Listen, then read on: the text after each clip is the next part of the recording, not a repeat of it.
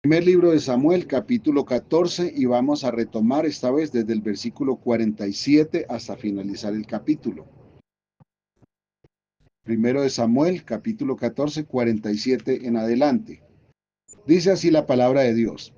Después de haber tomado posesión del reinado de Israel, Saúl hizo guerra a todos sus enemigos en derredor, contra Moab, contra los hijos de Amón, contra Edom, contra los reyes de Soba y contra los filisteos, y a donde quiera que se volvía era vencedor. Y reunió un ejército y derrotó a Amalec, y libró a Israel de mano de los que lo saqueaban. Y los hijos de Saúl fueron Jonatán, y Sui y Malquisúa, y los hijos de sus dos hijas, y los nombres, perdón, de sus dos hijas eran el de la mayor Merab y el de la menor Mical. Recuerden que esta Mical fue después esposa de David, ¿no? Y el nombre de la mujer de Saúl era Ahinoam, hija de Ahimaas, y el nombre del general de su ejército era Abner, hijo de Ner, tío de Saúl, o sea, era su primo. Porque Cis, padre de Saúl, y Ner, padre de Abner, fueron hijos de Abiel. Y hubo guerra encarnizada contra los filisteos todo el tiempo de Saúl, y a todo el que Saúl veía que era hombre esforzado y apto para combatir, lo juntaba consigo. Aquí vemos a un Saúl teniendo éxitos. ¿Recuerdan los detalles de la anterior reflexión? Saúl comenzó a hacer las cosas locamente, a su manera. Cuando no tuvo más a dónde acudir, entonces se acordó del Señor. Se acordó de hacer un altar, se acordó de consultar al Señor. Él siempre decía, voy a hacer tal cosa, y la gente le decía, haz lo que hay en tu corazón. Y corría a hacerlo. Y Samuel por ahí lo reprende, le dice, has hecho locamente cuando haces tal cosa, cuando haces las cosas a tu manera. Y esa es una cosa que nos pasa muy a menudo a nosotros, ¿cierto? Planeamos, organizamos, y la última opción es Dios. Cuando las cosas no nos funcionan, ¿qué pasa, Señor? Y la respuesta es muy sencilla, pues que no hemos contado con el Señor. Saúl agarró 3,000 hombres, le puso 1,000 a su hijo, a su primogénito, 2,000 para él, y cuando llegan a la primera batalla le quedan 600 hombres a él, porque todos tuvieron temor y se fueron. Pero cuando se acuerda del Señor y comienza a consultar al Señor, entonces Dios le responde y Dios le apoya. Y Saúl supo que era el Señor. ¿Por qué? Porque en primer lugar no le respondió y entonces Saúl comenzó a buscar qué había pasado y finalmente tuvo que entender que él mismo había cometido un gravísimo error cuando juramentó al pueblo sobre algo que no debía. Estaba mandando al pueblo a la batalla con hambre. Y eso no es correcto, que un cristiano vaya con hambre a la batalla. Generalmente el problema del cristiano cuando no se ha alimentado adecuadamente es que sale de la forma menos sabia. Entonces, si ve alguna cosa que le parece que se puede mostrar, corre allí en el nombre de Jesús tal cosa. Y es cuando el diablo le muestra la lengua, se ríe y sale corriendo. O mejor, lo saca corriendo. Hermanos, siempre necesitamos la sabiduría. ¿Para qué la sabiduría? Para que no seamos derrotados. Y aquí después de que tuvieron esta gran victoria que el Señor les dio, que no fue por mano de Saúl, sino que fue por mano de Jonatán, su hijo, y que Saúl corrigió los errores, entonces dice que él vino e hizo guerra a todos sus enemigos, dice que a todos los venció. Y creo que la Biblia hace este resumen corto de las victorias de Saúl, porque lo que viene enseguida es el error que llenó la copa para que Saúl fuese desechado. Y entonces dice que hizo guerra contra Edom, contra Amón, contra tales. Y dice que hizo guerra también contra Soba y los venció. Soba significa abundancia. Y es hermoso cuando uno dice, caramba, di esta batalla y conquisté la abundancia, ¿no? Di esta batalla y me llegó la bendición de Dios. Pero quiero anticipar que no es suficiente cuando uno ve que Dios me bendijo en tal cosa, porque ahora es que ya ahora sí conseguí la bendición de Dios, porque cada vez que uno se sobra, está dando un paso a hundirse. Por eso la Biblia dice, ¿se siente alguien firme? Mire que no caiga. Y creo que podemos inferir inmediatamente que es que acaba de dar el primer paso hacia el abismo de nuevo. Y por eso muchas veces la vida de los cristianos se vuelve de alegrías y de tristezas, de alegrías y de luchas. En parte, pues esto no es el cielo. Aquí se sufre, el mundo nos aflige, aprendíamos el domingo. Pero en parte también es que somos demasiado desacertados para actuar. No es sino que tengamos una pequeña victoria y ya nos sentimos de mejor raza que los demás. Y esto hay que tenerlo en cuenta, mis hermanos. Bueno, aquí no dice que esto le pasó a Saúl, pero pues la vida de Saúl no fue la de mejor ejemplo. Sin embargo, vemos cómo Dios hizo misericordia con un rey tan débil, un rey tan falto de sabiduría. Y creo que eso nos dice cuando nos sentimos desesperados que aún siendo tan faltos de sabiduría, si bajamos la cabeza y nos inclinamos hacia Dios, Él tiene misericordia. Él siempre está ahí. Por eso me gusta decirlo, es que Él nunca se va, nunca se va. Entonces dice que hizo guerra contra los reyes de Soba, hizo guerra incluso contra Amalek. Bueno, Amalek en la Biblia se representa como la encarnación del mal y venció también. Entonces aquí vemos dos cosas. Uno, la victoria sobre el mal y también la conquista de la abundancia. Y estamos hablando no del mejor rey, estamos hablando de cualquiera persona que busca a Dios, que corrige su camino, haya a Dios. Dios no lo deja botado. Dios siempre tiene algo para aquel que le busca. Es que una cosa que no podemos olvidar es que Dios es tan amoroso, tan misericordioso con nosotros, que, que si el peor de los delincuentes del mundo hace algo, así sea un perverso que va para el infierno, pero hace algo de misericordia con alguien, eso Dios se lo retribuye en bendición. La Biblia dice que si alguien le da un vaso de agua a un necesitado, eso no se queda sin recompensa. Eso no le va a garantizar la salvación como piensan los religiosos muchas veces. No, pero eso Dios le bendice por algo que haga bueno. Ahora, si Dios hace eso con los perversos, ¿cuánto más creen que hará con nosotros, los hijos de Dios? ¿Cuánto más hará con nosotros? ¿Por qué? Porque Él nos ama con amor eterno. Siendo pecadores, Él determinó amarnos. Dios no nos ama por causa de nuestras buenas obras. Las obras que hacemos, ninguna le sirve a Dios. Dios nos ama por causa de su amor, no por quién soy yo o qué hago yo, sino por quién es Él y qué ha hecho Él por nosotros. Esa es la razón, la única razón del amor de Dios. La única razón de la gracia de Dios es Él mismo, su santidad, pero también su amor. Su santidad lo hace reaccionar en justicia y castigar todo pecado, pero su amor también lo hace enviar a su Hijo para que nos rescate. Y esto lo estoy hablando para que aquí ninguno se siente entonces desechado. ¿Por qué? Porque es que a veces decimos, no, entonces ya con esta que hice, ya esta fue la etapa, ya ahora sí, Dios definitivamente me sacó.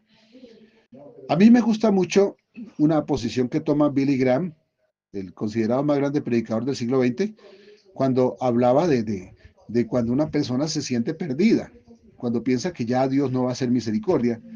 Y él dice, si esa persona siente en su mente que se siente reprensión por su pecado, ¿quién cree que lo está haciendo reconocer su pecado? Es el Espíritu Santo. Él dice, si no estuviera allí el Espíritu Santo haciéndole sentir remordimiento por su pecado, entonces no podría sentir ese dolor por su pecado. Entonces él dice, no tiene que entonces autoproclamarse perdido, lo que tiene que hacer es levantarse. Bueno, estoy parafraseando, ¿no? Él no lo dice de esta forma, pero estoy tratando de traer a colación lo que él propone. Y me parece que es muy sabio. ¿Por qué? Porque muchas veces nosotros nos sentimos mal y luego clamamos a Dios y nos sentimos mal. Pero bueno, si nos sentimos mal delante de Dios, entonces ¿no será que el Espíritu Santo nos está inquietando? Creo que sin duda sí es. Hizo guerra entonces contra Amalek, que es como la encarnación del mal, y los venció. Y también hizo guerra a los reyes de Soba y conquistó la bendición. E hizo guerra, bueno, a todos, a Amón, a Edom. Edom, pues eran los hermanos de Israel, ¿no? Los hijos de Esaú. Amón, pues, Amón y Moab, pues los hijos de Lot. Eran allí sus vecinos, pero todos se volvieron sus enemigos. Y dice, cuando dice que derrotó a Amalek, dice que libró a Israel de mano de los que lo saqueaban. Entonces no era solamente los filisteos, también los amalecitas. Los amalecitas fueron también un dolor de cabeza para los israelitas. ¿Por qué? Porque continuamente venían a hacer de las suyas, a saquearlos. Escuché a las guerreras hacer un estudio donde llegaron a este punto hermoso. Es que incluso hasta allá en la cautividad los perseguían los amalecitas, porque Amán era amalecita. Entonces, eh, aquí podemos ver la misericordia de Dios obrando. Y también podemos ver, recordando la historia de allí de Esther y de Mardoqueo y de Amán, que es que los enemigos siempre van a estar ahí. Esos van a estar allí. ¿Y por qué el Señor determinó que los enemigos nunca se irían? Por la debilidad de su pueblo. Porque cuando ellos no obedecieron a destruir totalmente a sus enemigos, el Señor dijo, listo, se los voy a dejar allí entonces como una espina, como un aguijón. Y eso es lo que nosotros tenemos, hermanos, aguijones. Eso es por causa de nuestra debilidad, porque nuestra debilidad debe ser formada. Nuestro carácter debe ser formado, debe ser muerta nuestra debilidad y fortalecido nuestro espíritu para ser forjados a la imagen de Cristo. Luego entonces habla de los hijos de Saúl. Tenía no solamente a Jonatán, a quien ya venía nombrando, sino que tenía otros hijos. Indudablemente, pues menciona a Jonatán, que era su primogénito, y probablemente en estas guerras iniciales era quien iba a la guerra con su papá. Algo que me llama la atención es que aquí hace como una remembranza, como que hasta donde vamos en la vida de Saúl, como 3 veces ya nos ha dicho cuando comenzó a reinar Saúl. O sea, no hace un seguimiento de principio a fin, sino que vuelve y retoma. Y creo que eso tiene que ver con las inestabilidades de Saúl, porque es que Saúl comienza como hasta los 2 años o al año, 2 años, es que se pellizca y se acuerda que él es el rey, porque estaban siendo saqueados, sin embargo el rey no se pronunciaba. Luego, cuando sale a su hijo y logra esta victoria, es que como que Saúl se pellizca otra vez, oiga, yo soy el rey, y convoca al pueblo. Y aquí vuelve a retomar en el versículo 47 que Saúl tomó posesión. Hermano, creo que eso tiene que ver con las inestabilidades de Saúl. Así le pasa al cristiano inestable, cada ratico está empezando. Bueno, mejor, mejor volver a empezar, hermanos, que quedarse postrado. Que no nos pase lo que nos pasa a Saúl. Tal vez yo estoy caprichosamente hablando de esto, pero bueno, lo que quiero traer es una inquietud para que, bueno, si reconocimos que oramos mal, pues levantémonos de nuevo. El hecho es que procuremos no volver atrás, como sí lo hizo Saúl. Pero que cada vez que el Señor diga, bueno, volvió a empezar Edgar conmigo, pues bueno, que empecemos de nuevo con el Señor. Creo que Dios no cuenta inicios todos los días. Somos nosotros los que tenemos esa costumbre por ser tan débiles, tan frágiles y sobre todo por ser rebeldes. Pero aquí vuelve y retoma, pero entonces ya nos cuenta cómo hubo victorias. Desafortunadamente lo que sigue pues no es lo mismo, pero mire cómo es el Señor de misericordioso. Y entonces comienza a contarnos cómo fue la familia de Saúl, cómo fue sus hijos, sus hijas, cómo fueron su general, sus hermanos. Y termina el capítulo diciendo, y entonces Saúl hizo una guerra encarnizada contra los filisteos. Una guerra encarnizada contra los filisteos. Y los venció. Los filisteos habían venido probablemente de la isla de Creta y por eso se los llamaban filisteos, errantes, como los que la pasaban merodeando, ¿no? Yo creo que eso nos ha pasado en la vida. Siempre tenemos merodeadores por ahí que nos afectan la conciencia, que nos dañan la quietud, que nos quieren quitar la paz. Estamos durmiendo tranquilos, de pronto nos despertamos y nos acordamos que no hicimos tal cosa, que no hemos hecho tal cosa, y se nos fue el sueño. No sé si a ustedes les ha pasado, pero a mí sí. Están por ahí los merodeadores, pero Saúl hizo una guerra encarnizada, hermanos. Es lo que tenemos que hacer. Bueno, también hay una parte que debo recordar, de lo cual yo estoy convencido. Si alguien piensa diferente, respeto, pero es que ya estamos viviendo el tiempo de los adoradores. Ahora la guerra es adorando, no peleando ni contra el uno ni contra el otro, ni descalificando al uno ni al otro. No, la guerra hoy es adorando al Señor para que Él pelee por nosotros. ¿Por qué? Porque nuestro enemigo es más grande que nosotros. Porque el diablo es espíritu, nosotros somos espíritu y también carne, y nuestra carne es demasiado débil. Por eso debemos ser empoderados por el Señor para librar la guerra y vencer. Pero aquí ya estábamos viendo profecías de esto. Porque es que si el Señor no estaba en la guerra de Saúl, Saúl perdía. Cualquier rey que fuera. Si el Señor no está en la guerra, perdemos. Debe ser el Señor. Pero nosotros no debemos desfallecer, que aunque no es con ejército, no es con espada, es con su Santo Espíritu, nosotros debemos salir a la batalla. Debemos salir a la batalla. Y Saúl salió a la batalla, hizo la guerra y los venció. Y entonces Saúl hizo algo que es lo que hacen los reyes. A todo aquel que encontraba apto para combatir, lo llamaba. Decía, vengan conmigo, porque tenemos un encargo, mantener el orden en Israel, mantener la victoria en Israel, que no vuelvan esos merodeadores, que no vuelvan los que siempre los saqueaban. Y entonces todos los que los saqueaban se quedaron quietos, por lo menos temporalmente. Pero esto ya no es cosa del Señor, esto es cosa de las debilidades de los reyes, de las debilidades de nosotros, que somos hechos reyes y sacerdotes con el Señor. Entonces es una cosa que debemos tener siempre en cuenta en nuestra vida. Debemos estar aptos siempre, listos para la batalla. La espada en la mano, la espada es la palabra de Dios. ¿Cómo se vence la duda? Con la palabra de Dios. Hermano, la duda es la debilidad que el enemigo hoy siembra en la vida del creyente. Hoy ya no es un enemigo de tantos miles y miles de soldados contra nosotros, no, es una duda que hace que escuchemos voces de derrota. Los enemigos están siempre por ahí.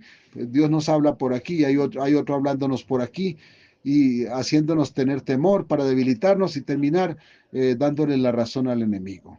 Bueno, el Señor quiere que no caigamos en esto. El Señor quiere que seamos fortalecidos porque aunque sea un Saúl, obtendrá victoria. Así no sea un rey David, así no sea un Josafat, así no sea, bueno, cualquiera de los grandes reyes, un Josías, habrá victoria. El problema de Saúl fue Saúl mismo, no fue Dios. Hermanos, gracias por su paciencia, Dios los bendiga, es el tiempo para los aportes y las inquietudes. Cualquier inquietud, cualquier aporte, es bienvenido. Dios los bendiga, gracias por su paciencia.